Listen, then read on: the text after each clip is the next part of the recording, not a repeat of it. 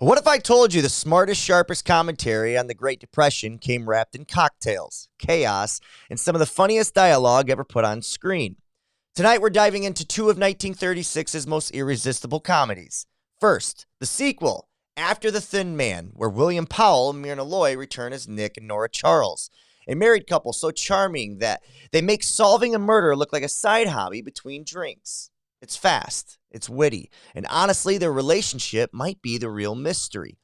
Then there's My Man Godfrey, pairing Carole Lombard with, again, Powell, in a completely different role as a so-called forgotten man who gets pulled into a wildly dysfunctional rich family. It's hilarious on the surface, but underneath, a razor-sharp jab at class, privilege, and what it really means to have nothing or everything. Two comedies, one legendary actor, and proof that laughter might just be the most dangerous weapon of all. Ladies and gentlemen, this is Cinema 100, and this is My Man Godfrey and After the Thin Man. Everything. Just sit right down there like a good girl, and in just a minute, you'll forget that you had any trouble.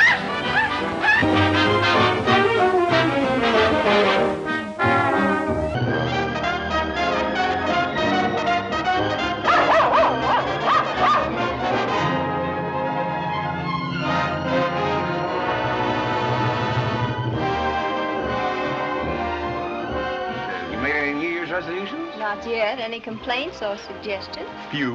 You don't scold, you don't nag, and you look far too pretty in the mornings. All right, I'll remember. Must scold, must nag, mustn't be too pretty in the mornings.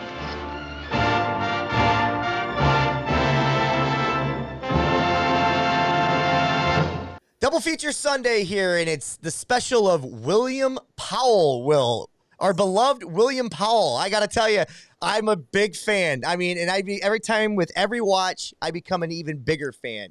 I don't know where you're at with William Powell, but how do you feel about this man? I got to tell you, he climbed up so many rankings today for me after watching both of these. I was just in awe, especially in one of his performances over the other. But I got to say, both of them stood out to me. What about you? Yeah, I mean, when you see someone do something once and he does a good job with it, you know that he's talented. But here he kind of proves that it's a little bit more than just that, right? He's when he did it the first time in The Thin Man, we knew that he was a good actor. But here he kind of proves that it's not just a one-time thing. It's something that, regardless how many films we end up watching of him, he's probably going to bring it every time. Dude, you're right. So, like, we're getting layers to him a little bit more. You know, we watched the second film here was, just to kind of tell everybody what we watched After the Thin Man, and then we also watched My Man Godfrey. And he's the lead in both of those movies. And we pigeonhole him when he plays Nick Charles, because that's the recurring character that he continues to play in the Thin Man franchise. But here he plays Godfrey Park, Godfrey Smith, Godfrey, just call him Godfrey, whatever way you want to look at him in the movie My Man Godfrey. And he's got a little bit of that charm because he's an intelligent, witty man, and he plays that off really well. But I think he downplays it more. He's a little bit more straight-laced, especially in the first half of the film in My Man Godfrey, which I think was kind of like a nice counter to what he brings us in After the Thin Man. To make us appreciate Nick Charles even more, you got to appreciate his Godfrey. Is that fair? Yeah, no, absolutely. He's definitely has more variance in My Man Godfrey than we've seen before. It's kind of been one note. So seeing him in My Man Godfrey kind of gives him a little bit more range too. 100%. Now, with that being said, we watched both these movies. We'll talk more about William Powell in a minute here. What was your movie experience like, or your viewing experience like, with both these movies? I got to say, just to stooge off, I enjoyed After the Thin Man more. I don't know. We'll talk about where we compare it to the first one. If you liked it better, liked it the same, or liked it a little bit different, or didn't like it as much. My Man Godfrey, I have issues with that movie, like the narrative and the message and things about it. Yeah. But as far as just sitting back and enjoying a movie, I think I wouldn't be mad at anybody that was entertained by it. You know what I mean? I just Yeah. I just think there's a lot of simple taking liberties and just kind of like oversimplifying some things in that movie for my taste. We'll get to that. What was your Yeah. viewing experience though? Because I enjoyed both of these. I do wish I would have watched My Man Godfrey first and then after The Thin Man, just so I could have enjoyed My Man Godfrey a little bit more. But it does seem a little subpar when you watch after The Thin Man first and then you get to that movie. Yeah, no, I also watched them in that order, right? So I watched After the Thin Man first and was very, very pleasantly not surprised, but I was pleased with that film. I thought that it left off pretty much, in step with The Thin Man and didn't miss many beats. Not, if we're weighing the tail of the tape here, I think this one's a step down from The Thin Man, but not that far down that, it's like a leap or anything. So I watched them in that order, really liked After the Thin Man, really liked parts of My Man Godfrey, but felt like maybe there was some tension behind the scenes with the director and maybe the. Hey, Robert here. Will and I want to thank each and every one of you who listen and support the show. And if this is your first time catching us, please know that you can listen as always on Spotify and Apple Podcasts under Cinema 100, as well as catch our video show on YouTube under our parent company, 3 Dots Media. Just click on that playlist, Cinema 100 Podcast, and there you have it. Finally, catch up on everything we have going on now and in the future on our Instagram and TikTok page under Cinema 100 Podcast. Ladies and gentlemen, this is Cinema 100, and keep watching movies. Studio that didn't let the ending really make any sense. So I think for me, I'm kind of in the same boat as you here. Yeah, the ending doesn't make sense. It doesn't go with the character at all. It felt like it was forced or shoehorned in there a little bit. I do want to stooge off maybe a little bit where that tension came from. Maybe it wasn't the studio, Will. Maybe it wasn't the director. Maybe it was our leading two. Maybe it was Carole Lombard and William Powell, because one of the anecdotes I was going to give us here in a bit was the two leads were divorced, but still together. So they were just coming off a divorce. So they were married in real life, and they were just coming off a divorce as this movie was being made. So maybe there's a little bit of just something you picked up on there, which is, kudos to you for picking up on that tension, because I didn't necessarily receive that as much as I just didn't think Godfrey's character liked Irene that much. Gotcha. Yeah, no, I think that's right.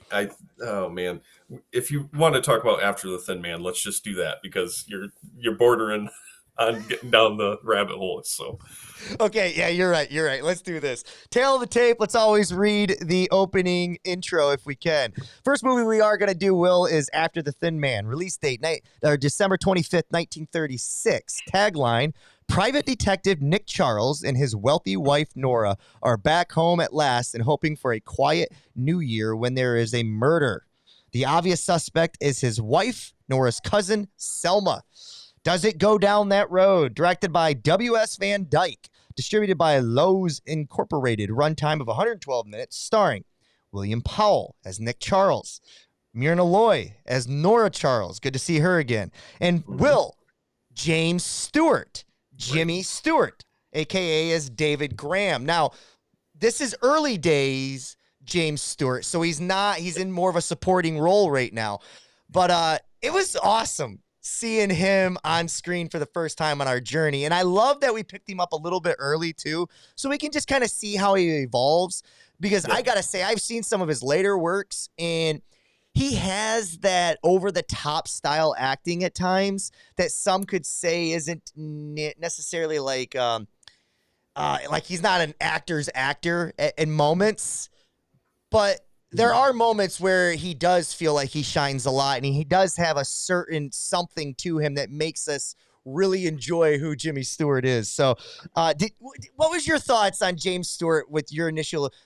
First of all, tell me, how many Stewart films have you seen and what your thoughts of him initially were with this film? Yeah, so I'm not sure I've seen any of his films. Really? Okay. To be honest. So I would have to go to Letterboxd and type them in and see. It's a Wonderful Life? Nope. Okay. Yep. So yeah, this is my first experience with him. I mean, the name I'm familiar with. I thought he did a really good job here. I thought the character was a little, I don't know if inconsistent's the right word, right? Because there's no there's no foreboding or foregrounding of the kind of conclusion we get to here in the film, and that kind The of bugged me a little. foreshadowing. Yeah, exactly. So the character itself bugged me a little bit, but I thought he did just fine. So a lot of the times when we watch these films, we don't necessarily have to say spoiler, right? Like spoiler alert. We just kind of talk about the films. We assume people that are listening to it have watched the films and therefore are going to, be along for the ride with us. I am going to say right now, this is the moment. Hop off for a few minutes as I present a question to Will, because this is a movie. This is a whodunit. This is a murder mystery. This is this is what the Thin Man franchise does. And I love that they did a lot of, there was a blueprint here. There was a formula. There's all the wackiness in the middle and the beginning, and then we bring everybody together in a room at the end, just like they did in the Thin Man, where they're all at the dinner table. Here, we're kind of all in Anderson's apartment room, and who is Anderson, and what is his motive to do, or her motive to do, to kill in this case. So, Will, spoiler alert, jump off, come back in about 5 minutes as Will and I have this discussion. Let's just ask the question right now, Will. Because you led to it. Is David Graham the right person that should have been Anderson and the murderer? Because as good as this movie is, and I think it's really good, I had it on the same page as the first one. I really enjoyed it. There's things I like about the first one a little better, and there's things I like about this one a lot. Was he the right one? Because I didn't think he was. Well, so it's a tough question because I do think he's the right character in the end to have committed the murder. Okay. But there's not enough there to, like, if you this is not a twist in the sense that you watch it, you go back and you're like, oh, there's the part where like they're leading the breadcrumbs. The problem is there's no breadcrumbs here. Right. And there's a couple of small ones, like the gun. That's a really smart move, smart kind of callback to the gun. Like, oh, of course, that's why you got rid of it. Right. That's good. Because, that's good. But there's really nothing else that kind of adds up to him being the murderer here. There's no like small break in character in the film where you're like, what's really going on with this guy? It just kind of comes out of the blue, which makes it fall a little flat. Yeah, I mean, when ultimately, if I'm David Graham and Nick is presenting his biggest piece of evidence, which is the picture of the gardener not having the long white mustache, I could simply just say, oh, he didn't have it that day.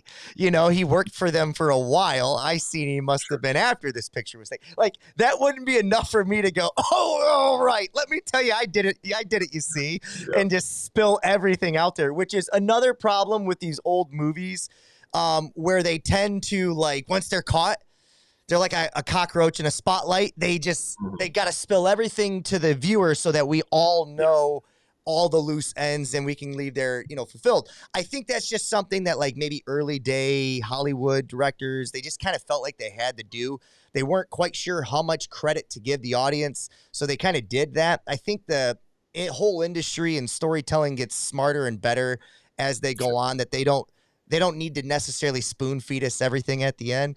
But yeah, I don't think that was enough breadcrumbs for us to get there. And because of that, it does feel like you could have made anybody the person, right? And I don't like it when it ultimately goes that route. I love it when they can give us, like, Saw 2, especially, like, all the little clues, the things are on the back of your neck or mine, you know what I mean? Stuff like that. You're like, oh my God, the code, it's there. He's got it the whole time.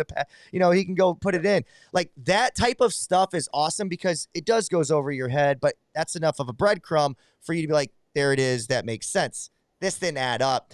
And so much so that I was hoping they weren't going to go that route, because I thought it was going to end up being the doctor, because there was some glasses being played with early in the in the fill scene when they found spectacles and stuff. So again, that would have been even better breadcrumbs than just this picture, but I digress. They did it. Yeah. It is what it is. How much does that ending, because you said ultimately you thought it was the right choice, just not enough breadcrumbs. Why did you think it was the right choice? Well, I mean, it's he's the character with the most motive when you really boil down everything and think about it. He's the one that would want Robert, is that the Landis? Robert, Robert is the love, the shitty lover of the woman. So Selma. So he's got the motive to want her out, and I do think they do a decent job of like, hey, he's paying him to go away. So it's, there is a little bit here, but I think he's the right guy because at the end of the day, the only other person that really makes sense to have committed the murder was Dancer. But it was too, Dancer's a little too on the nose. So I thought it was the right character. But okay, so what you just said though is where I want to go with this next. This is the thing that made me go, okay, first of all, reasons why we love After the Thin Man and the Thin Man franchise. Just first and foremost, we love the chemistry between Myrna Loy and William Powell.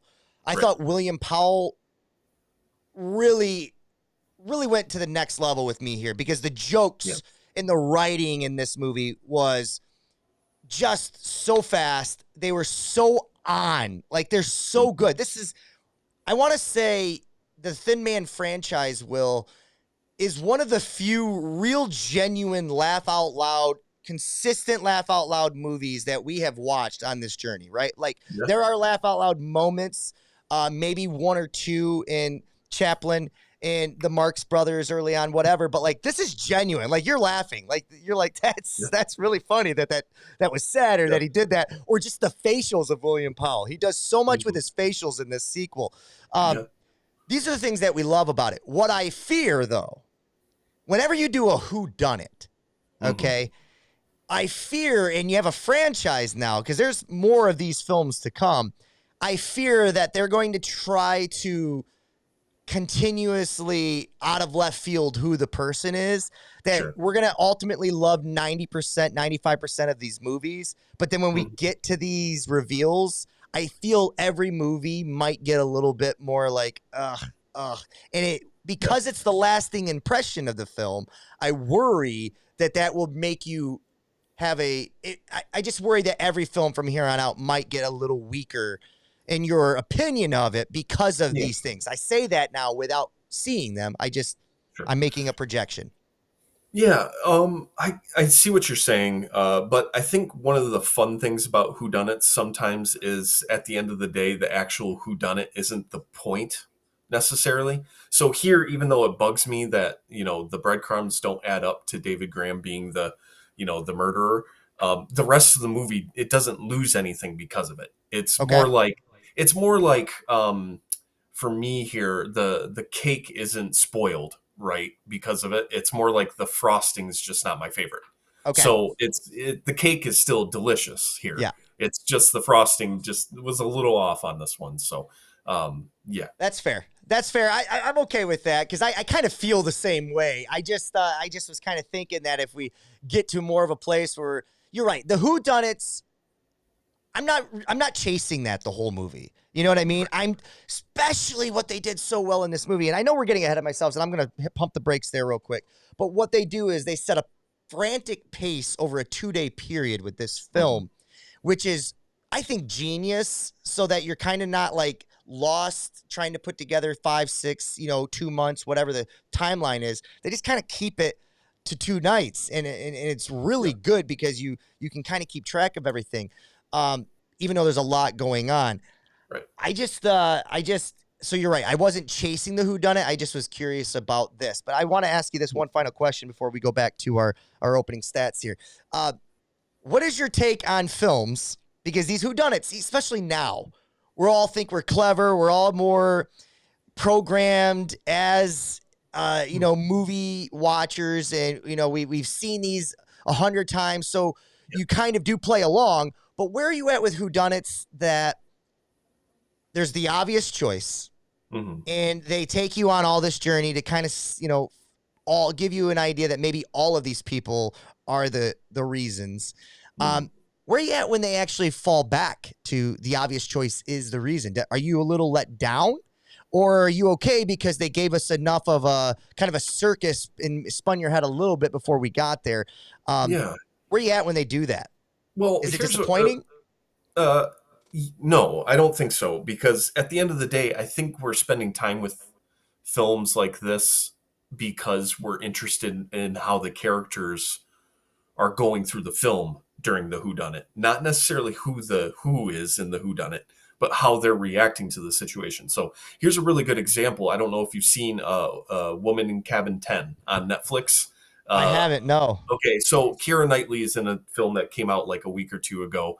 For whatever reason, I woke up at 2:30 in the morning the other morning and couldn't fall back to sleep, so I watched this film, and it's terrible. And it's a whodunit, and the who did it in it is fine. It doesn't matter. The problem with the movie is, like, Keira Knightley's character doesn't learn anything. She doesn't do, like, we don't learn anything about her.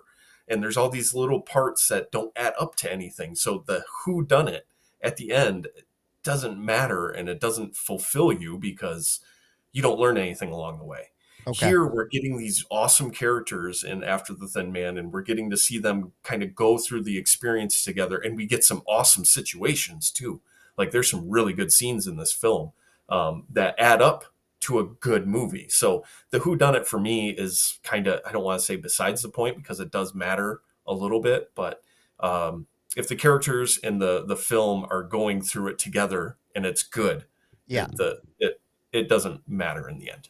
So yeah, totally on board. I love all of that, and I just echo it. So let's get back to the stats here. So this movie Letterboxd rating is a 3.8. Rotten Tomatoes rating is 96% to the critics and a 90% to the audience. Again, this is the second one in this franchise. First one just being titled The Thin Man. Do you like that they kind of keep the name, even though The Thin Man, they do a good job of kind of explaining that early on of why, but it's so far removed from this movie, and why, are you okay with them keeping the name though? Yeah, I think so. Okay. If it was to be named something else, what would it be named? Oh, that's a good question. I'd have to think about it. I guess because James Stewart is a very tall and thin man, it still works. Okay. Oh, I like that. Okay. Oh, I like that. Okay. I was going to just say, Nick and Nora's, Awesome Adventures or something. Like, they just call it after them. So overall, would you rate this movie? And where do you compare it to the first one?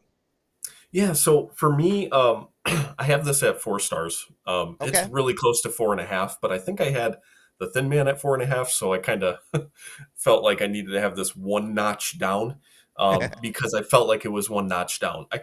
My fill in the blank for this was old friends, because, when you run into somebody like you haven't seen in 3 years, and you sit down and you're having a drink with them or whatever, and like it takes a beat to kind of get back into that rhythm with that person. Sure. But you can get there if you, spend enough time with that person. You can kind of get back to who you were. That's kind of how this film felt for me. It took 2 or 3 scenes for the rhythms to kind of really fit back together before the characters really got their feet below or beneath them. And then it took off. So for me, it just took a couple of beats before it got back to where it needed to be. I think that's a perfect explanation, because the first scene, right, when they're on the train, they've been there for 3 days, they're making their journey back home from New York to San Francisco. And are we led to believe that this is like right after the first movie? Yes. Okay, so like this guy solved 2 murder crimes in 1 week. Like, you know what I mean? He's damn good. And this is the guy desperately trying to get away from this world. Yes, he is. But so I think that's the perfect explanation, because the first scene, I think if you were to take that first scene and drop it anywhere in the movie, you wouldn't question that scene at all. But because it's the first scene and you are getting reacquainted to these characters and this old relationship that you're trying to kind of, get the cadence down. You're dissecting it, right? You're analyzing it. And I found myself analyzing it too, where I was like, okay, the jokes are, there's so many of them right away. It felt, I don't want to say hokey because it didn't feel hokey, but it felt like they were maybe piling on the jokes more early often just to kind of get us back into that rhythm. Yep. But you don't remember that kind of, when you're new to it, you don't know. So everything's fresh. And in the first movie, everything's fresh. And you're like, oh, this is awesome. Oh, this is awesome. Oh, this is awesome. Where they kind of have to remind us of that. And because they're doing it at such a fast-paced kind of way of doing it, frantic speed, you're kind of like, okay, are they just kind of doing too much early on? Where I don't think they were, but I think that's kind of how I felt because it took me a minute. And then by the time the second, third scene hit, I didn't even think like that anymore. I was just into the movie. Yeah, right. And that second scene especially is the one that bugged me the most, I think, in the film was when they get off the train and all the people are like, it was just a little too chaotic where they're all trying to shake his hand and like, hey, Nick, glad to have you back in San Francisco or whatever town it is they live in. And like, it was just a little bit too much. They had it dialed up just a little bit too much. They get back to their... Yeah. Sorry, I was just going to say a common theme in both of these movies is at times, more so in the second one than the first one, obnoxious. Like there was a few obnoxious where I'm like scenes or moments where I'm like, oh, okay, I'm a little like turning the volume down or like I can't wait for them to kind of move on from this. Right. I think that's the only time I felt that in the After the Thin Man was, you're right. It was about I don't know, 3 minutes, maybe too long. They were kind of beating, everybody wants to know him. Everybody does know him and he knows everybody. He's important and they like him and they were kind of setting the stage of that. I just think maybe less would have been more there. Sure. With all that being said, I gave it a 4.5, which is the same thing I gave the first one. See, this is always tough because when you have a movie that doesn't have a predecessor, you might just give it a 4.5 and you don't have to compare it to something. But now when you do, you're like, okay, I have to compare it. I think they both can sit in the 4.5 range. But if you were to rank them, you could say that one was one way or the other. I found myself liking this one maybe more at times. And I'm not 100% sure why. Maybe I liked the story better. Maybe it was the characters felt a little bit more. I will say I felt the time with Myrna and William was more effective in the first movie because it felt like they had more on screen time together than they did in this one. Is that fair? Yeah, absolutely. That's, my second minor complaint here is that in that second act, Myrna Loy just kind of falls out of the film. She's not like that same chemistry. They just don't have the chemistry because they're not on screen together as much. And I thought that hurt the film just a little bit in that second act.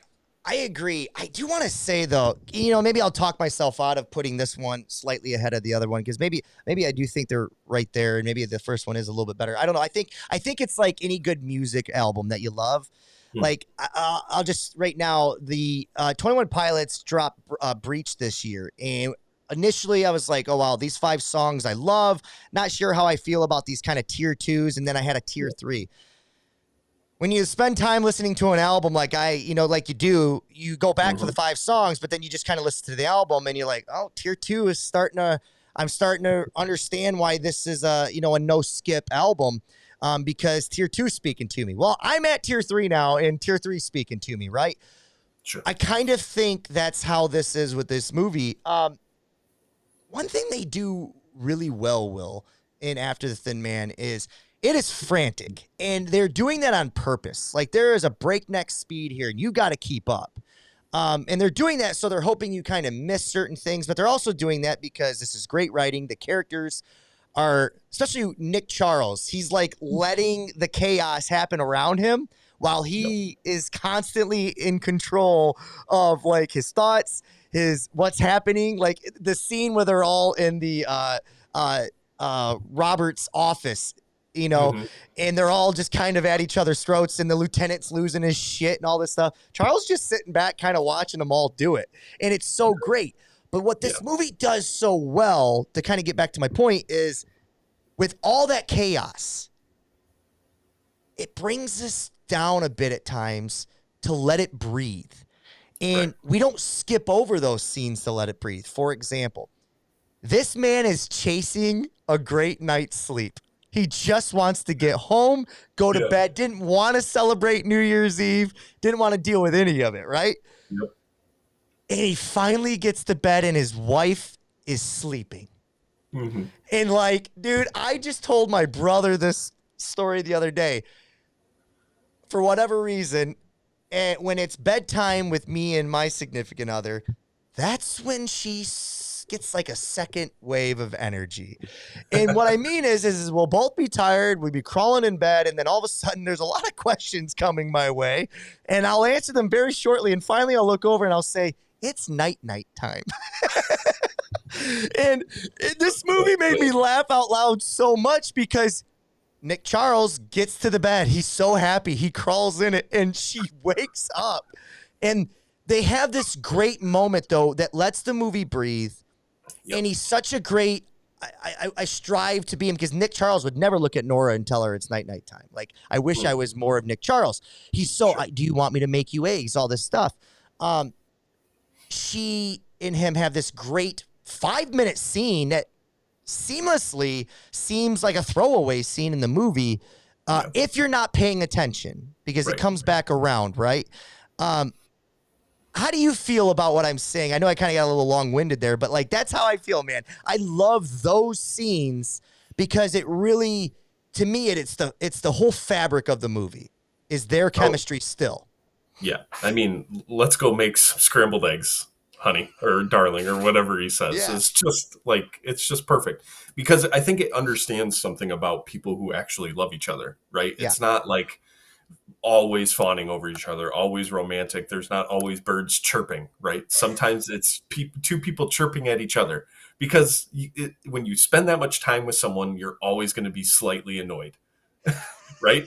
Because you just know them so well. So you know their tics. You know, you say this night time. For me, it's like the deep sigh and the pause of my iPad. Like, okay, let's just talk about this and get it out of the way, and then we can go our separate ways for the evening. You know. So yes, I definitely aspire to be Nick Charles in these scenes, because you can just tell that whoever wrote these two characters really understands something about being in love.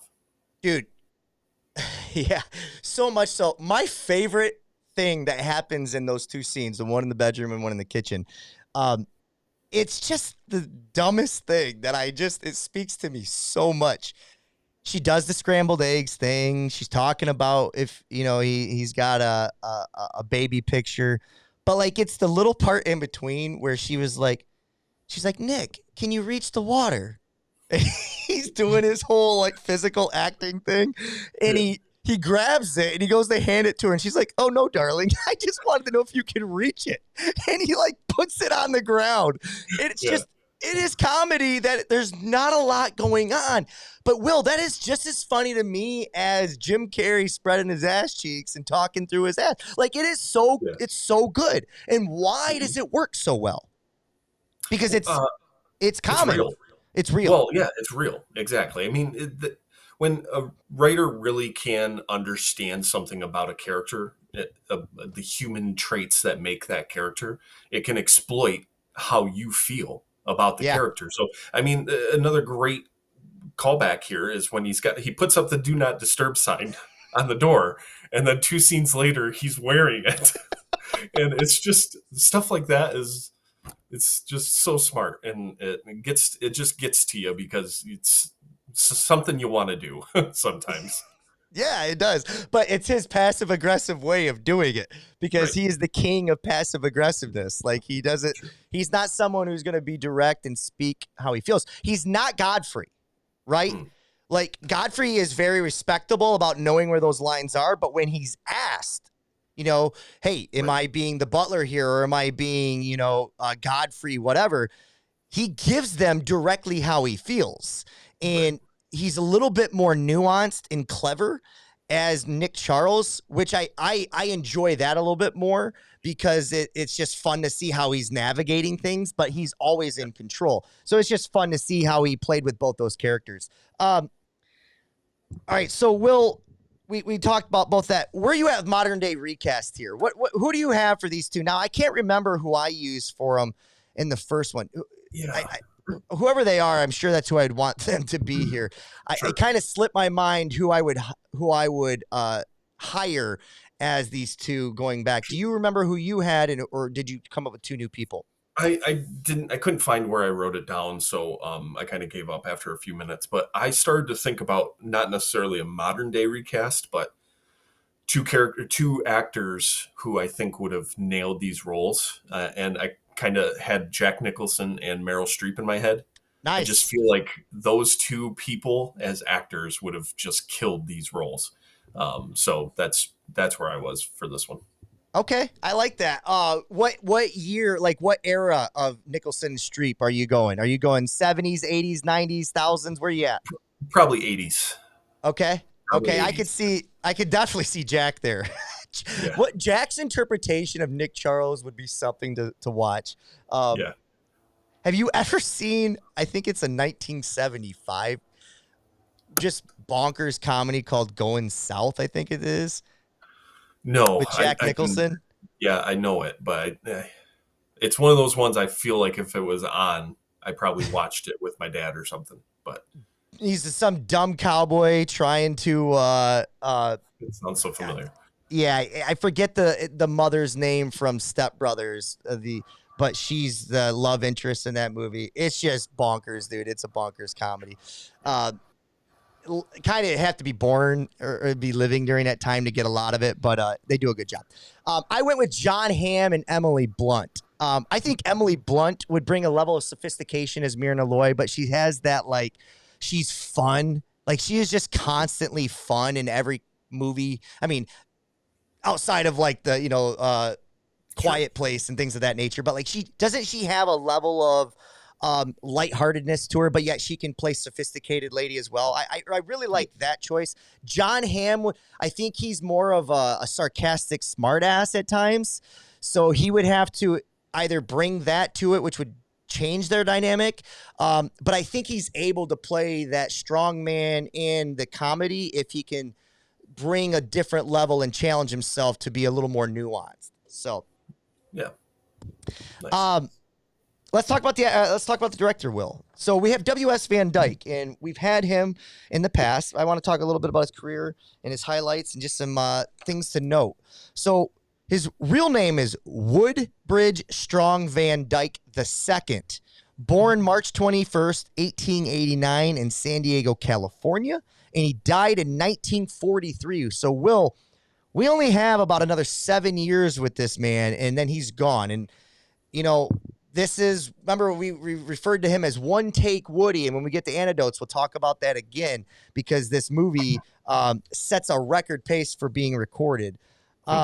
He started off as an assistant director to a little man named D.W. Griffith, and he worked on The Birth of a Nation, which is noted as one of the most racist, epic films in cinema history. Something that maybe when we get done with this project, we'll go back and lay our eyes on and see where that piece of art, if you want to call it that, stands in history. Started off in the silent era. 1918, his first piece of directing was a movie called The Lady of the Dugout. But then he got to transition to the sound era, and he really got popular with his films, The Thin Man. So, Will, that's a little bit on W.S. Van Dyke. But he's known as One Take Woody because he loves kind of like setting up choreography, the blocking, how he wants these scenes to play out, and just kind of letting the camera roll. And I think you see a lot of that here. I think he does a really good job at especially directing chaos and not having to move the camera around a lot. And maybe you're not watching it for that and you don't notice it, but like it feels like all these things are happening at once. Yeah. All right, let's talk about some anecdotes, Will. Anything that you want to touch on, what sticks out to you about W.S. Van Dyke? He's very good. You said something about the camera there, and he is very good at making sure that you see what he needs you to see. For instance, I'm thinking specifically about when the lights go out and there's the chaos, right? And then the lights come back on, and the cop's like, "I thought I was shooting him as he went out the door." I realized it was the mirror, and you see him in the mirror, right? So there's just really good kind of he's good at setting up that practical part of the film to kind of make it all add up together. Yeah, because I think there's so much to what he's bringing to the table that has to kind of match the pacing of the movie and what the kind of the dialogue of what's being said in order to make it funny, right? Like what's the visual? How should this look in order to make this? I thought I was shooting him, and it ends up being the mirror. Like, how is that supposed to look visually so that when we see it, we go, what a dumbass. Like, this is funny. Yeah. Because, somebody else not knowing what they're doing could totally, like, just, it might fall flat. And the big reward there is to get a laugh, a chuckle. But, like, if you're not getting that at all and you just kind of don't think about it, I guess I just like the attention to detail, even on the small jokes, right? Yeah. Because the sum kind of adds up. So. Exactly. All right, let's talk anecdotes. We talked about how he loves spontaneity and in confidence, and he's known for his one take on everything. I wanted to mention one more thing. No, we did. Okay, let's talk about some anecdotes. So, William Powell and Myrna Loy, we've talked in the past about their effortless chemistry. You talked a little bit about the second half where she kind of falls out. Is it when he locks her in the closet, do you think we just kind of lose her from the movie, the rest of the movie? Or do you find, and the other question is, who the hell let her out of there? But like, not that important, but like, where do you feel we tend to lose her here? Yeah, it really is right then. He locks her in the closet, and then we get probably another, half hour before she comes back in. And don't get me wrong, those scenes are really good when he's on his own and he's at the apartment trying to track down what's going on in the apartment above. In fact, the scene where he and Dancer are kind of following each other down the stairs, I thought was really well done. So it's not even so much that those scenes aren't good. It's just, it's noticeable that you get to the end of those scenes and you're like, where is Nora? Like, I haven't seen her in a while. And it just loses a little bit because of that. Yeah. And you know what's funny about, you're right, that the stairwell scene is so well done because there's real tension there. Yeah. There's real, there's a quietness to those scenes, right? On purpose, because they're not supposed to hear each other, even though William, they don't know who is chasing who, but they know that they're both there, and it's just done so well that it's interesting that in a comedy you can have these real levels of stakes being, things being at stake here. I'm not sure that. Can you think of modern day comedies that have that level of tension in it? And is it because they can't? It doesn't seem to go with each other, so they avoid it, or what? Because to me, these are the things that make these. You got the writing, the directing, the acting, the chemistry, all these things. But like at times, this feels like you slide out of a W.S. Van Dyke movie and you slide right into an Alfred Hitchcock movie at times. Mm-hmm. Yeah, no, I think it's few and far between. There are examples that pop to mind. I don't know if you've ever seen Kiss Kiss Bang Bang. Bits and Pieces with Robert Downey Jr. Yeah. And is it Val Kilmer in that? Yeah, that movie's hilarious. But there's, several scenes that are very, filled with tension. Another one that is a little more recent is Weapons. Weapons I think, is only got like 3 scares in it, like 3 jump scares, but they're always come with some levity, right after the scare. Like, especially Josh Brolin has a huge scare sequence in his movie, and right after it, he just kind of like, what the fuck? Like, yeah. And so I know that there are movies where we get thrillers that also, have some comedy in them, but it's a little less common the other way around. So I always think levity in comedy works really well in horror. I think they know that, and they kind of go hand in hand. They do a good job of that. But it's always horror is meant to be the main genre first, with all these kind of sub, things that in there. I don't know Kiss Kiss Bang Bangs. If you had to put a main thing on it, would you say it's a drama that has comedy in it, or is it a comedy that has drama in it? Because to me, this does feel like it's still comedy first that has that drama that sneaks in, which is the only distinct, I guess, difference that I would make in those comparisons. Otherwise, I agree. How would you categorize Kiss Kiss Bang Bang? Because I always thought it was more of a drama that had that, but I could be wrong. Is it not? It's a comedy first. It's got the same kind of feel as like Nice Guys with Ryan Gosling. That's where I was going next. Okay, great. With him and Russell Crowe. Thank you. Yep. Yeah. Okay. This was Jimmy Stewart's breakout role, Will. This is the one that kind of led to the next one that led to the historic career that he ended up having. What is that accent? I forgot to look this up. I wanted to. I don't know if he's got an accent or if he just has like this everlasting like flavor at the end of the way he like says things. Yeah. But like, is it like molasses sounding where like it just gets kind of exaggerated and when it pours out your mouth, like they would say in The Office, like Andy would say in The Office? What is it? Because there is something. Where is that dialect coming from? What part? I don't know what is before. Do you hear it? What? Yeah, Do you hear absolutely. it? Okay. I don't know it's kind what of like his signature thing, right? Sure. I don't know what it was before, what he was up to before he tried to break in with Hollywood, but it sounds to me like he's on the brink of breaking out into a song at all times. Like he grew up in musicals, and he's like, he's got the words he's saying, and then there's going to be a piano, and all of a sudden he's going to start singing a song. That's what it seems like to me. Well, so I don't know. You don't have social media, but there's I want to see if I get this right because I think it's him. It is. Okay, so it's from It's a Wonderful Life. I have not seen that movie in its totality, but I've seen so many pieces of it at different moments that I feel like I have. To me, it's like he's always saying things with a question. You want the moon there?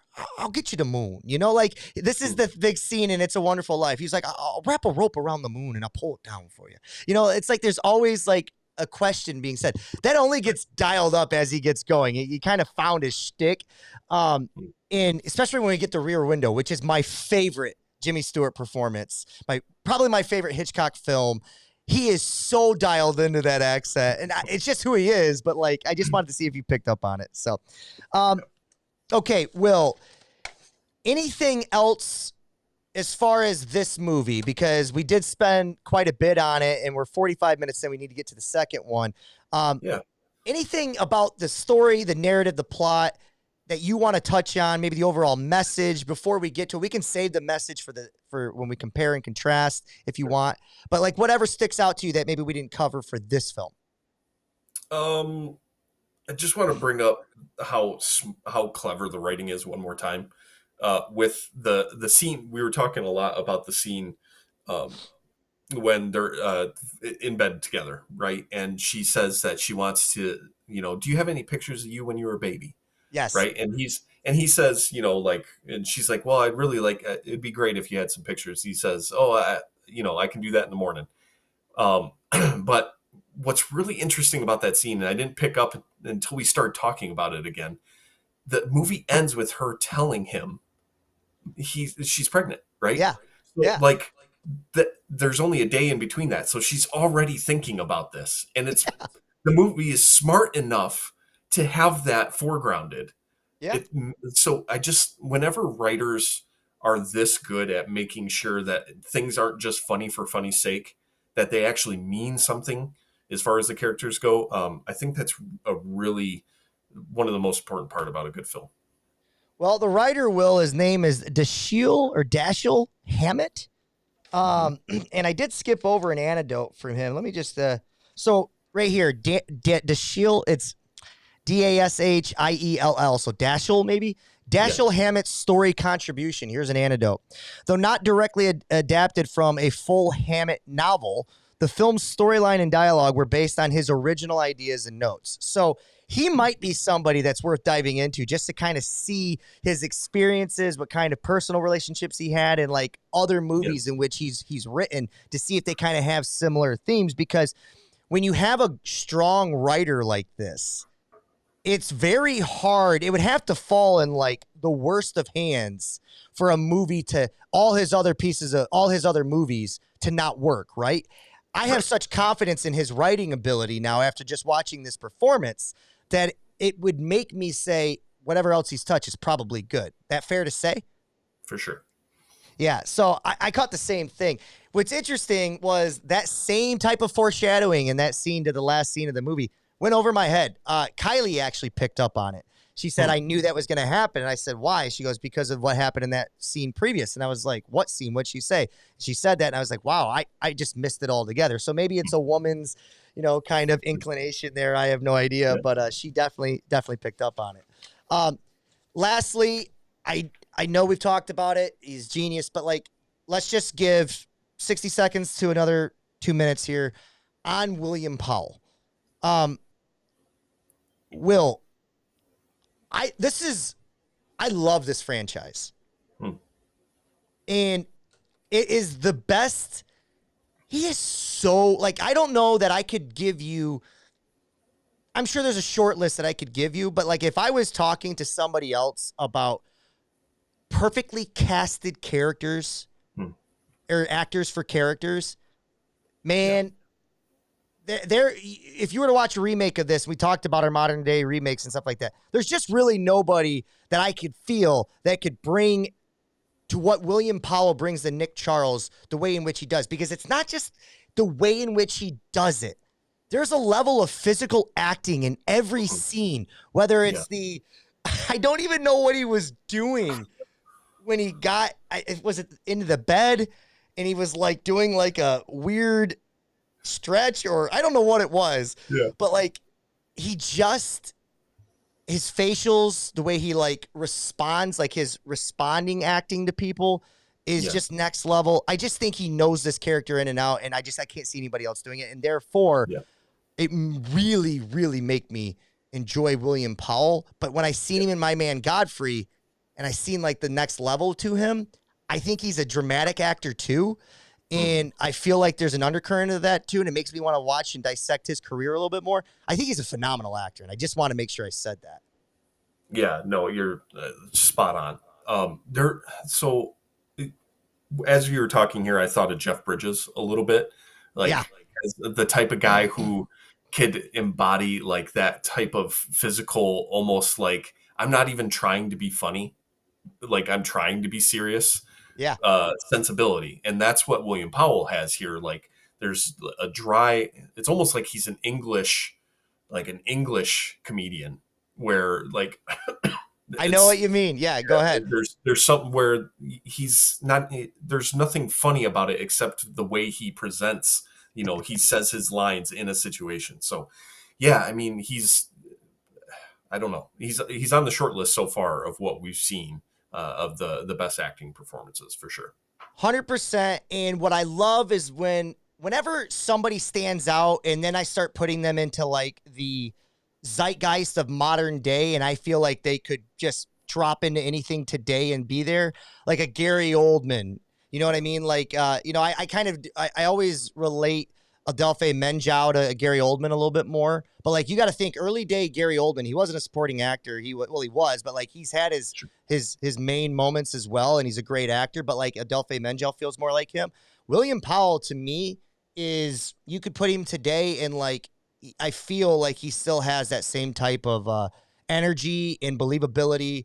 I don't feel like I'm watching a guy from 1936. So yeah.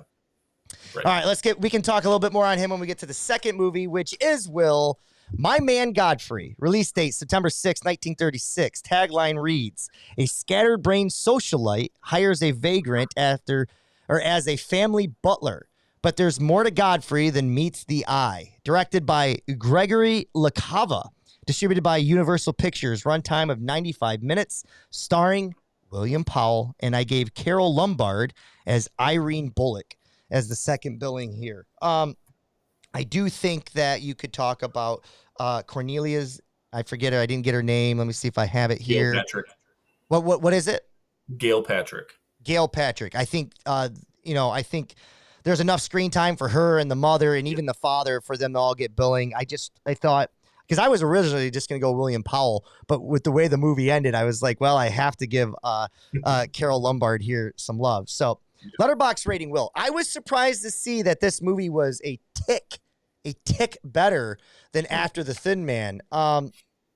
It was a 3.9, where After the Thin Man was a 3.8. This was also a tick better by the critics. It was a 97% by critics on Rotten Tomato, where the other one was a 96, and they both had a 90% audience. So hearing me say that to you, are you surprised as well? No, and two reasons I'll give you. I'll try to be short instead of long-winded. One, After the Thin Man is a sequel. I think that plays a part in, like, kind of how I was saying, like, I still like the first one a little bit better. So this one I dropped down just a touch. Okay. I think that's a factor. The second part is My Man Godfrey is it's a film. Most people who enjoy film, most film critics lean very liberal. And this is a very liberal movie. It's a very 100%. anti-rich. It's very anti-bourgeois, right? It's very against the rich folk. And I'm also sympathetic. But again, it's kind of like what we talked about last time. Just because I'm sympathetic to the structure of the film doesn't mean I think the film executes itself perfectly. So I think those are the two reasons, really, why it's a little bit higher. I accept your reasons. I don't disagree with your reasons. I just always love this argument of, not this argument, but like this idea that they're anti-rich, right? Because, like, is this movie anti-rich if ultimately he still has the safety net of being rich? Like, you know what I mean? Like, it's one thing for a bunch of, Billie Eilish is kind of falling into some backlash right now because she won an award and then got up there and said, "Billionaires, why are you billionaires? Give away your money." And of course, people will come out and say, "Well, you're a millionaire. Why don't you give away your money?" And all this stuff, blah, blah. And I totally get what she's saying. Whether or not she articulated it the way that she should, but it doesn't matter. She's saying it. Yeah. And what I've learned in my 38th year of life is that there is an impossibility, especially today, to ever say anything that everybody is going to jump on board with. So you might as well get that thinking to the side and say the thing in which you want to say. So kudos for her for saying that. But I do think it's easier for people who are rich, in this case, Godfrey, who is a Harvard grad, part of the Parks family, to leave that knowing it's there, right? Rather than somebody, like I forget one of the other forgotten men's names who's actually there. So that's always just a fun thing to talk about. But Will, you said kind of like by comparison, if the first one didn't exist, would you have gave this a 4.5, or do you think it still deserves a 4? Well, I think too hard to answer. Well, I think our talk about it actually has me leaning towards a 4.5. Okay. Because as we talked it out, I think it started to make a little bit more sense. So I think, that's part of the reason why this process is so fun. It's because it can kind of change our minds a little bit along the way. So, with that being said, then what did you give My Man Godfrey? So I'm 3.5 stars. And I'm having a hard time with this one though, because I feel like the director, Cava, right, is in a really tough spot with this film, because I think it's a satire, right? I really think he's trying to be, I think he's trying to poke really hard at that rich person, the Nepo baby, the wife who just, can bring on whatever the person is called, Charles or whatever his name is. He's really trying to point hard at these types of people and say, look at how weird and silly these people are. Why do we Yeah. respect them? But at the same time, we get to the last 20 minutes and it's kind of backtracks quite a It bit does. It and actually does. doesn't really take down the rich person. It kind of says, hey, you need to be better. Here's your safety net, right? And I feel like the better movie here takes that safety net away and lets them fail. But it's not strong enough to actually, he doesn't have, I don't know if it's him or the studio pushing back. I don't know what it is. So that's why I'm having a hard time with it, because I feel like the better movie, I feel like what he wants to do is to have that family fail, but he can't, he doesn't quite get there. So I don't necessarily need to see the family fail. I don't need to see them succeed as easily as it was just Godfrey saving the day. And just everything was spoon fed and really cleaned up in that 2 minutes of movie time. Sure. I'm fine with the message of being, look, I don't want to, because here's the thing. Here's my whole point. Like, I don't want to meet them with their own crass and their own, he's supposed to be better than them. And being better than them is also showing them their worst traits, but not letting them fail. So I'm okay with that.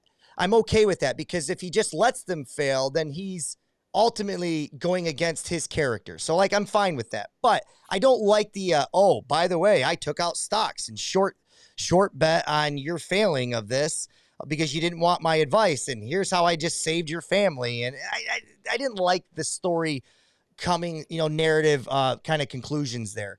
But I feel like it does backtrack, at least from a character standpoint, because there's just no reason why Irene and Godfrey would end up together at all, because he's not shown any level of interest in her, not once. And it almost feels like he became Nick Charles in the end, where he's just like, she shows up so persistent, and he's like, it almost seems like you would have had a priest and a what do they call that? A marriage license ready. And she's like, yeah, it almost seems like that. And then next scene, they come in the door and you're like, oh, and he's just accepting of it in a passive aggressive way, which is what Nick Charles would do. So to me, I just didn't like how I felt like within the characters in the story, it goes back on what it was presenting us.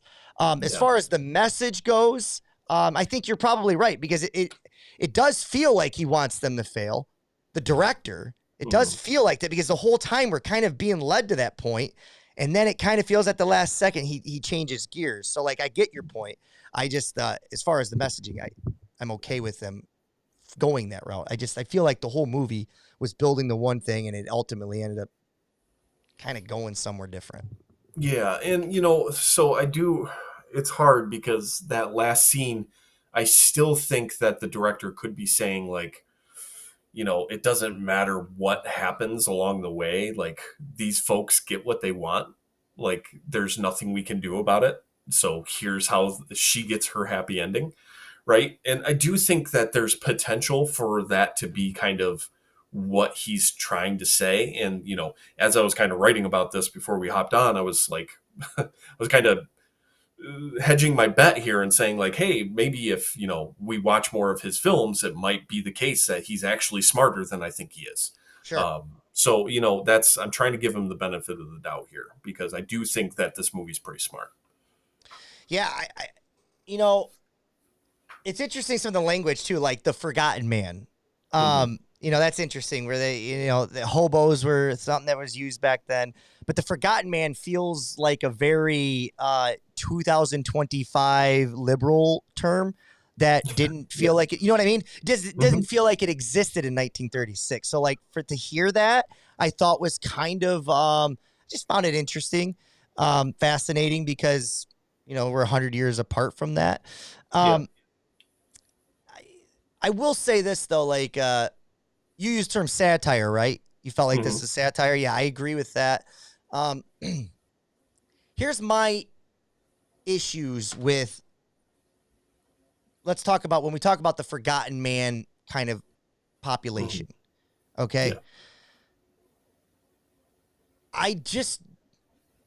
I don't know the statistics on this, and I should because I'm getting ready to make a stake in this, but like I would be willing to bet because I've been to so many cities, Will. I've seen this year alone, I have been to San Francisco, Indianapolis, New York City, Dallas, Austin, just off without thinking, Toronto. These are all the cities I've been to just this year.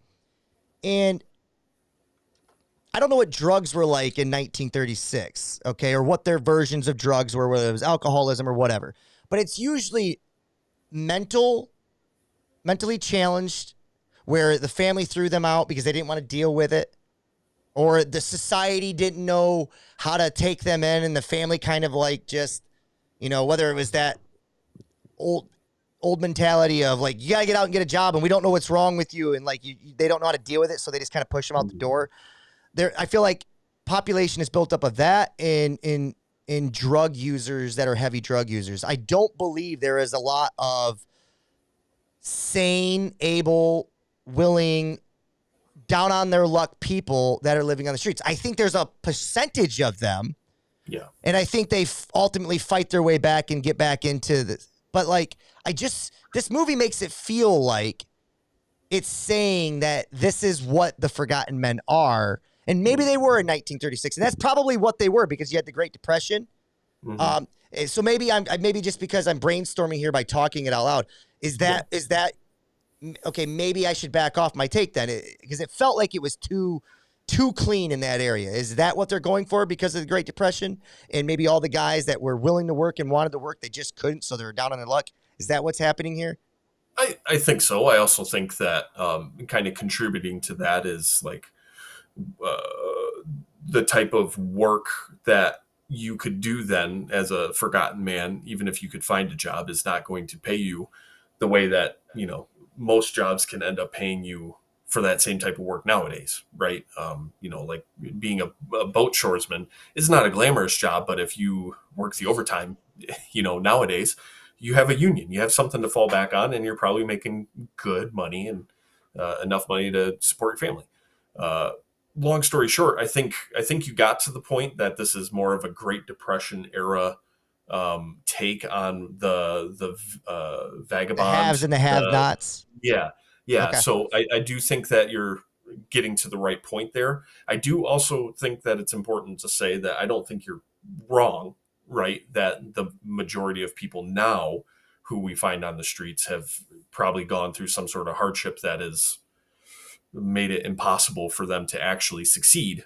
And again, I would just kind of fall back on like what Godfrey gets to is the same thing we should get to here.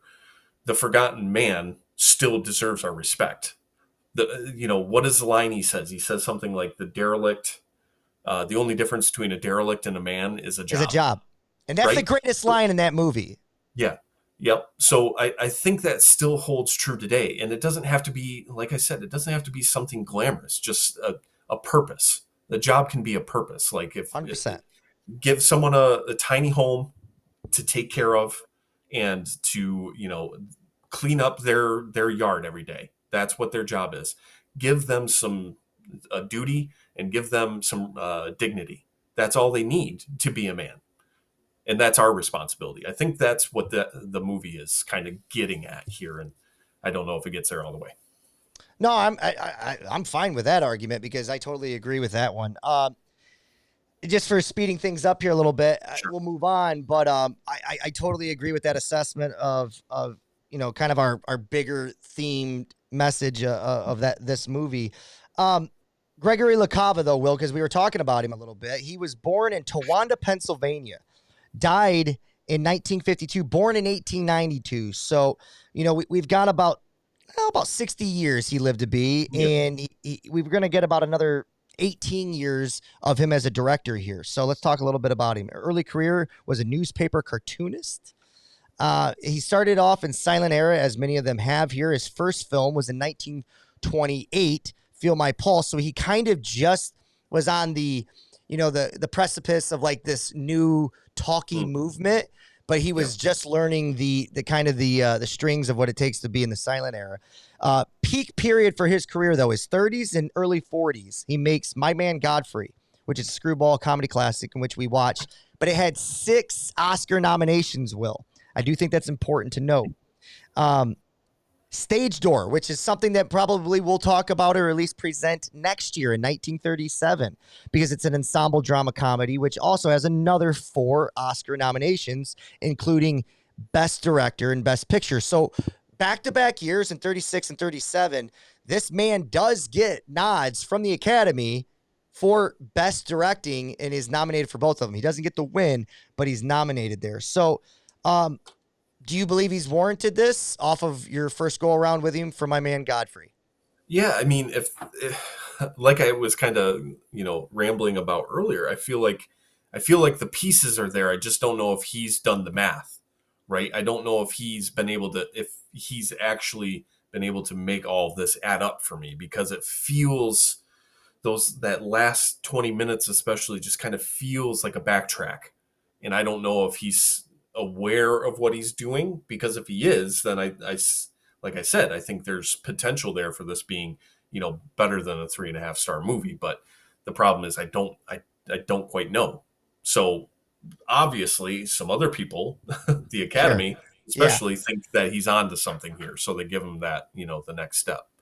No, that makes sense. And it's kind of like, if we had a little bit more context here, it would be easier to speak on him in a totality. But that's kind of what we're doing here. We're discovering it as we go, which is great. The thing about him is that he's going to be known for his screwball comedies from the 30s. But like, I guess what the other thing that's attached to him is he is a actor-driven director, which most of his movies kind of depend on a strong front man or woman who kind of the camera is always where he or she is. And that's what moves the scene, is the movement of that, or, that character, which when you hear that and you think about the movie in a reflection, it's like that kind of is the movie, right? Like early on when he becomes the butler and we see Godfrey taking the steps up to, again, we talk about the social levels again, like literally trying to get from the basement to the tops. There's these real things, these visuals that they play with, which is so great. And it also just happens to be true. And maybe we dive too deep into it, but it's true as well. But like, it's great because we get this great like shot where the camera kind of like follows him up the stairs, but not from behind him. We get taller with him. And it's great because that's what they mean when they say actor driven direction, is that they're constantly leading the scene. So, anecdotes, Will, we talked already about the leads were divorced, but still, kind of together on screen. The elephant in the room is whether or not these two should have ended up together at the end. I'm going to tell you where the moment, because early on, I think they're going to. I have a problem with Irene's character overall. Who she is at the city dump is not who she becomes in the second act. Yeah. She is a spoiled, rotten brat who throws a tantrum. That's when she lost me personally. Like, even my interest level in her, like almost to a point where I was kind of rooting for like, is it Cornelia in him? If there was going to be a love interest at all. You were hoping that'd be more of a smarter, where like she kind of learns the error of her ways, like she does at the end, but like maybe sooner in the movie, something like that. And then maybe he's getting ready to take off and she chases him down, something of that nature, right?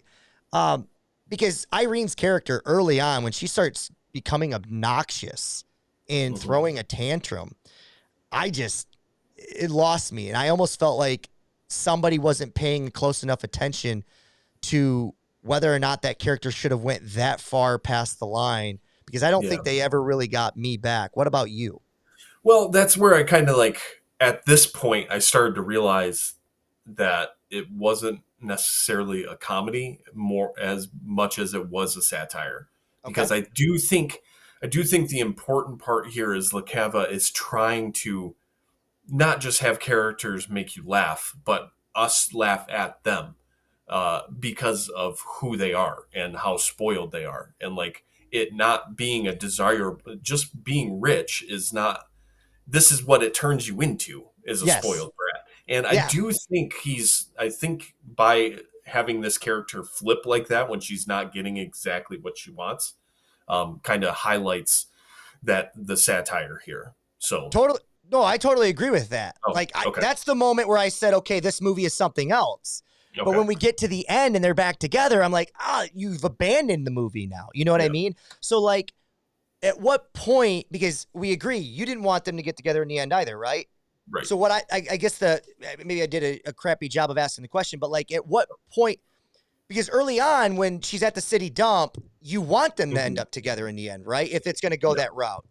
At what point did you personally like abandon her and the thought of them getting back together and not want to come back? Or did you never, like, was that not enough, that tantrum, that over the top spoiled behavior, was that not enough for you to completely abandon her and she had room to grow? Like, where were you at with her? Because she never had elasticity to come fully back to the same shape. It was the tantrum. Okay. I mean, for sure. Okay, fair enough. Because, there was some interesting language being said there too, though, right? Mm-hmm. In a way, they were comparing Godfrey. His status is so low in their eyes, even though they're talking wonderful about him.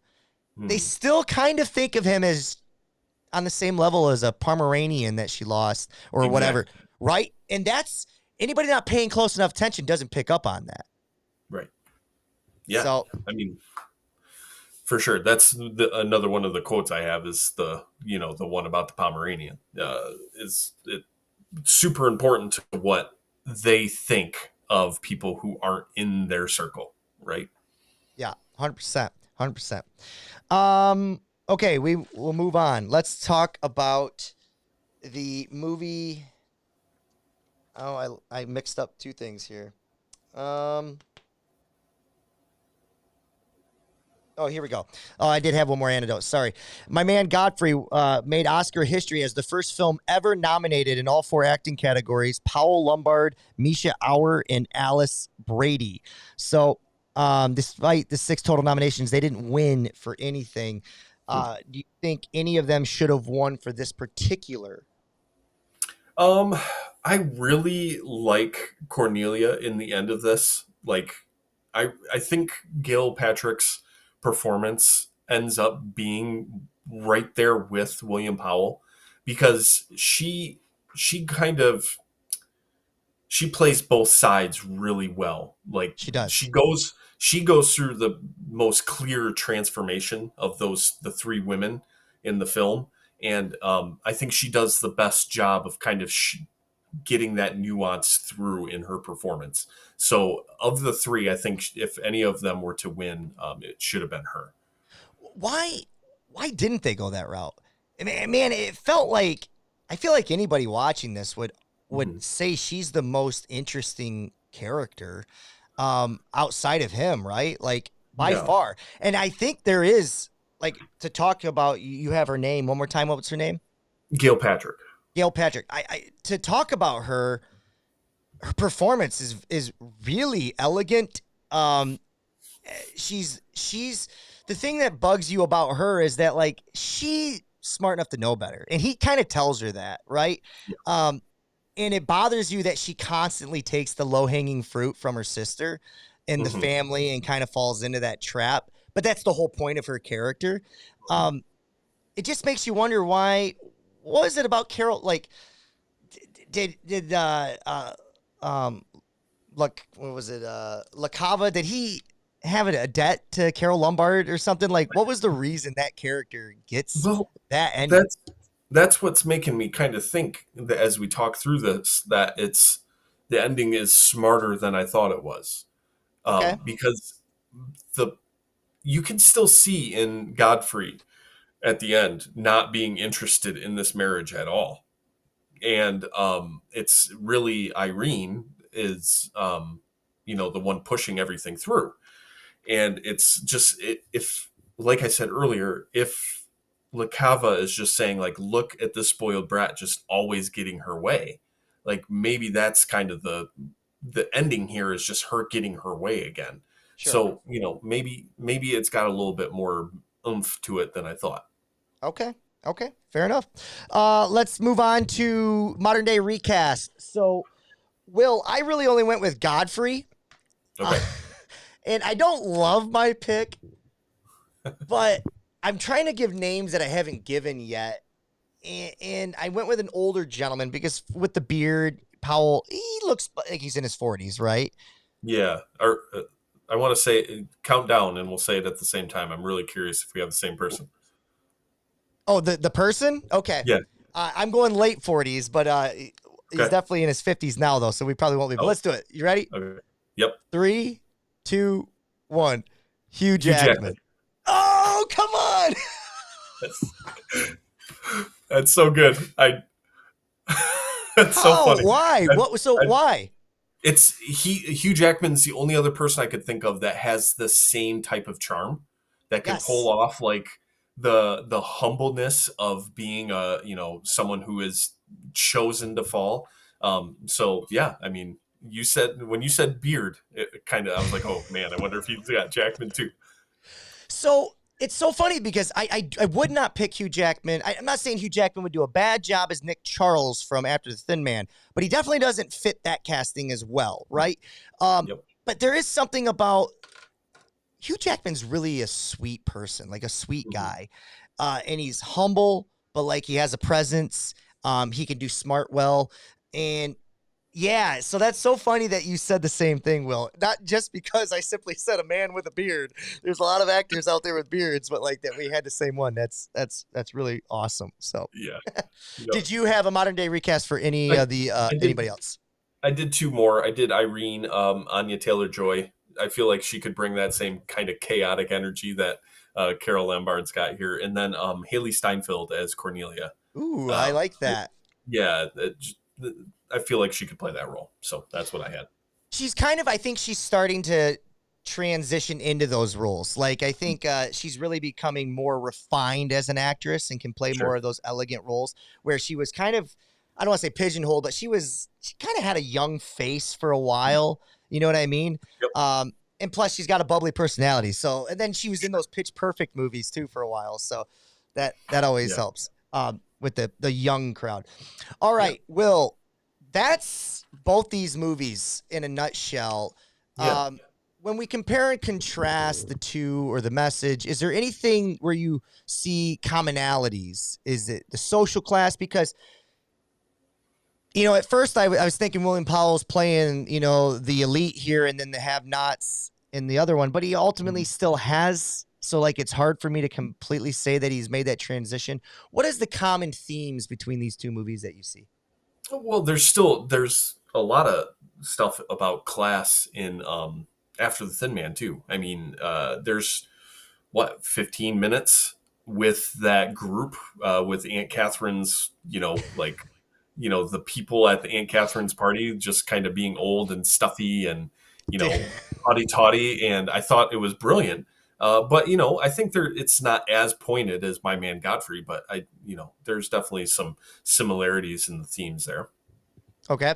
And then is there anything as far as just that we haven't touched on with both those movies that maybe you want to touch on? Directors, casting, camera movements, light, technique, whatever. Anything that you want before we move on to our quick hitters? I just want to throw a little shout out to Astra the dog. That poor guy comes home and he's got a mutt, So that's my hard-hitting question. Okay. My hard-hitting question is, how do we feel about Asta's wife? Yeah, I don't know. At first I thought maybe there was, something really bad happened, but then, the second scene, he's like trying to get him to come in. So yeah, I don't know. Dude, Mrs. Astra's pretty naughty. So I gave love. I spent time, I remember in the first one, telling you just like, I shouted out a supporting actor how great Asta the dog was. I nominated it so much because I thought the dog acting here is, some of the best animal acting I've ever seen from a real animal, right? And then he outdoes himself in this one. They give him more screen time. He give him a subplot. Like the sub story. I just love the sub story here. that is happening. I love that W.S. Van Dyke gives it time. I love that we clearly know what's going on. I love the digging of the hole the first time and then the moving of the mower the second time. I just think it's brilliant, dude. I loved it. And I just think it gives more credence to W.S. Van Dyke, to the writers, to everybody involved in just this franchise, because, dude, it is so good, Will. It's so good. Yeah, for sure. And I guess I'm a little shocked that something is this good to this level in the 30s. Yeah. Well, I mean, there's the couple of scenes in the chase scene, like when they're trying to get the rock back, really good stuff. So, maybe that's why I didn't like that second scene so much, because the dog was getting dragged through this crowd. And, but anyway, that's enough about the dog probably. Don't get the PETA on our case here. Exactly. Okay. Will, let's talk quick hitters if we can. So All right. We've talked a little bit about a lot of them already. When it comes to both these movies, we'll jump back and forth like we do. Memorable quotes. So I don't even know how to start when it comes after the Thin Man, because there's just so many. I got to a point where it's just like, you can just go to IMDb here, guys, and just read.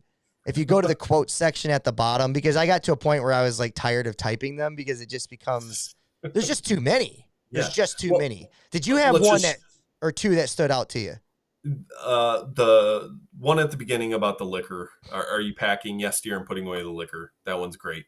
And then the illiterate person. An illiterate person. What do you mean illiterate? My mother and father were married right here in the city hall. Like, that's just perfect writing.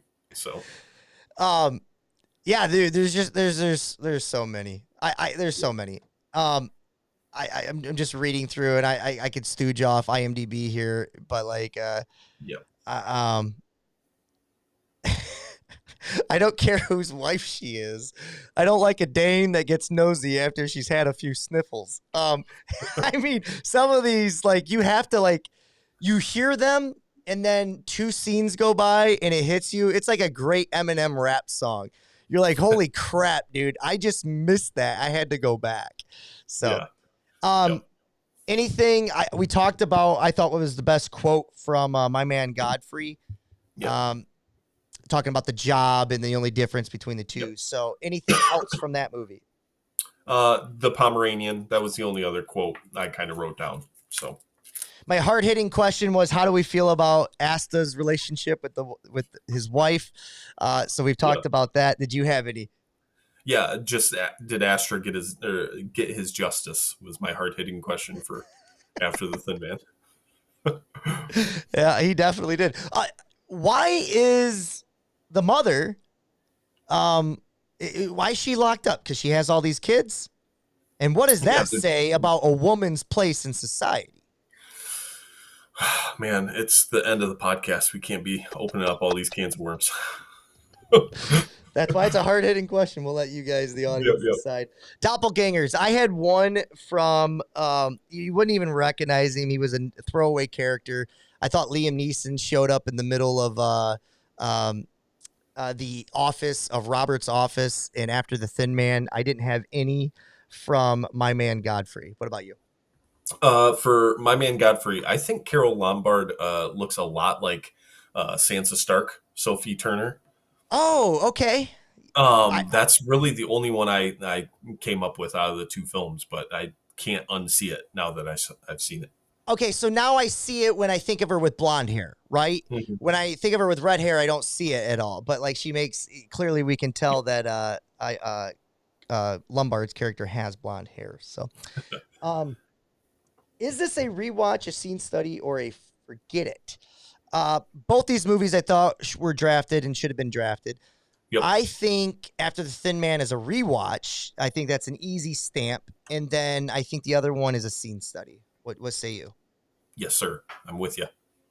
Fix it in one move. Fix it in one move. What movie would you like to fix in one move, and I'll fix the other one? I'll do My Man Godfrey. Okay. I just had the ending shifts the entire narrative for me. So if we can figure out this ending a little bit more succinctly, make it make a little bit more sense, I think the movie jumps up maybe even a whole star. Okay. I like that. And then I just went with what you said when it came to, I didn't say it as well as you, but I'm just going to steal what you said then. Just leave breadcrumbs, a little bit more breadcrumbs to our reveal to make it kind of have a little bit better payoff. That way you can kind of have a perfect movie and then decide. I do want to ask, what is stopping this franchise for you specifically from getting that 5? Well, sometimes 5s are hard for me on a first watch. Okay. So it's not the case that The Thin Man might be a 5-star movie. I just need to see it again. Sometimes right away. Other times you need a second watch to kind of make sure everything adds up the way you think it does. So, okay. So with that being said, you gave this one a 4 and you were flirting with a 4.5. I'm just going to ask the question, is this one have potential for a 5 on a rewatch? I don't think so. Okay. And I think it has a lot to do with the way the movie kind of starts on a low note. Okay. And because I think it's too low of a note for it to jump all the way up to 5. I don't feel like the beginning of this film could ever get over that hump for me. It's always going to be missing something. So I changed my tune halfway through when we were talking about it. It is a 4.5 to me still. But I think it's ultimately the Myrna Loy kind of disappearing act in the second act, third act, whenever it happens before she pops back up. Because I could really just watch those two an entire movie talk about, or chase a dog. I could watch them that simple because they're so great together.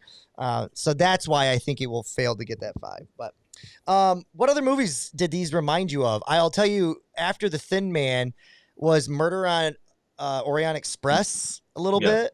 And Clue, anytime you have a movie like that has the whodunits.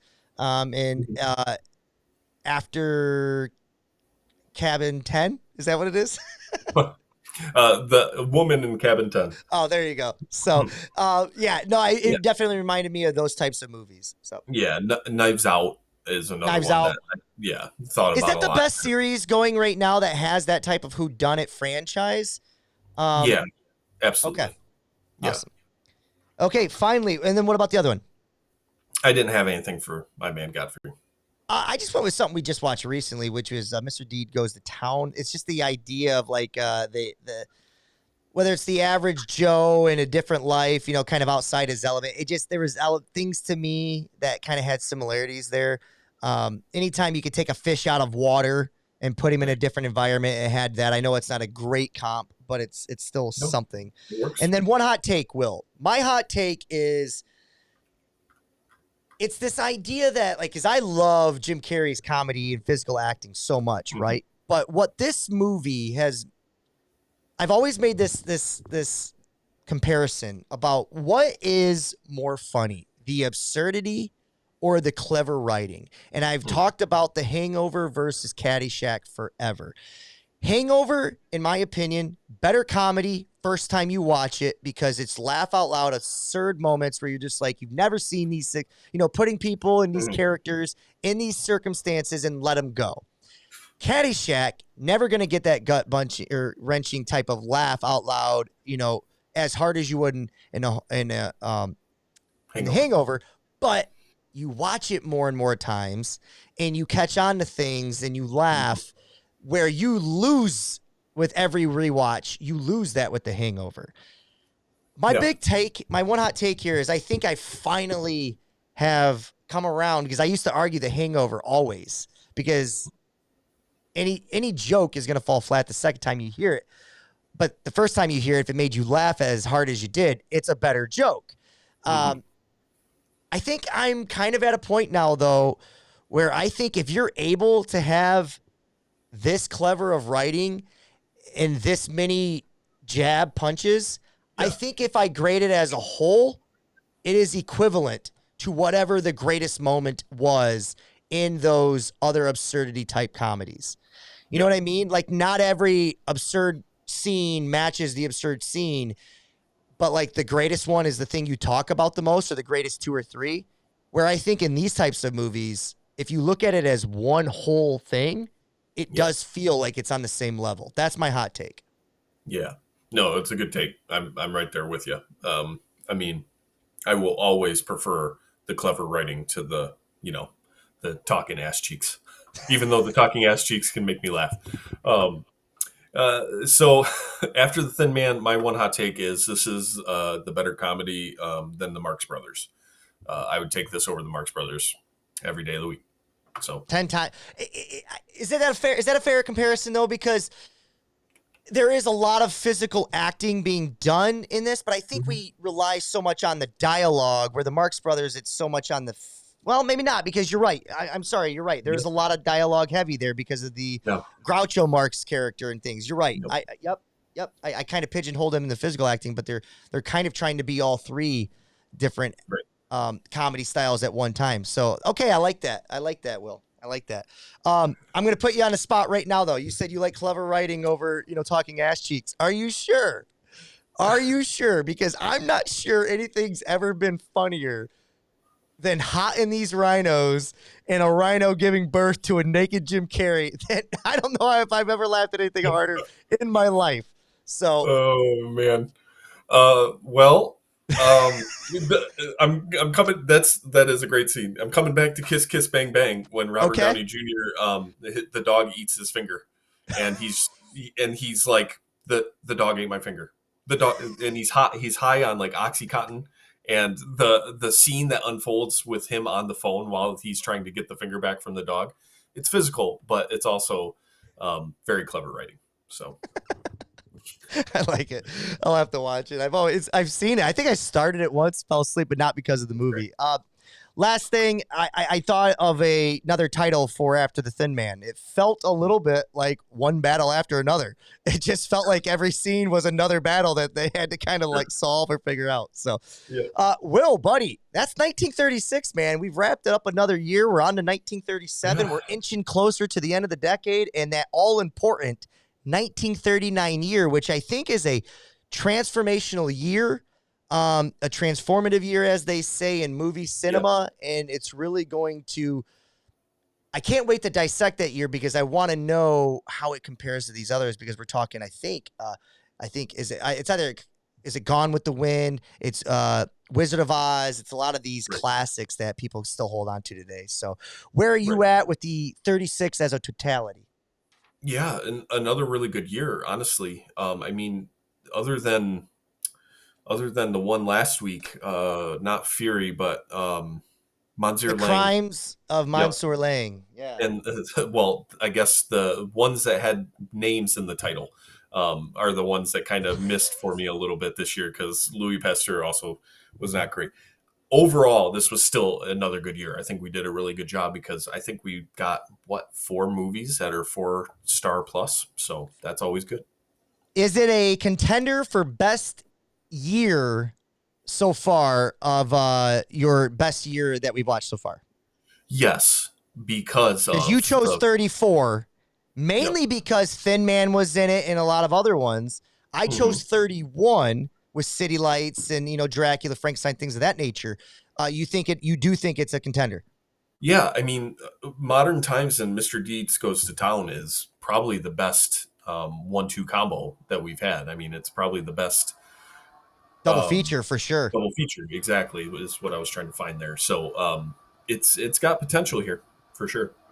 Can't wait to talk about it with you, buddy. We'll talk about that specifically when we get to the end of 1939. But next episode for programming is going to be our mini episode on the Oscars, and then in 1936 overall. And then we will have our 1937 draft. So look for those in the future. And Will, as always, buddy, love doing this with you. Keep watching movies. All right. We'll see you. All right, bud.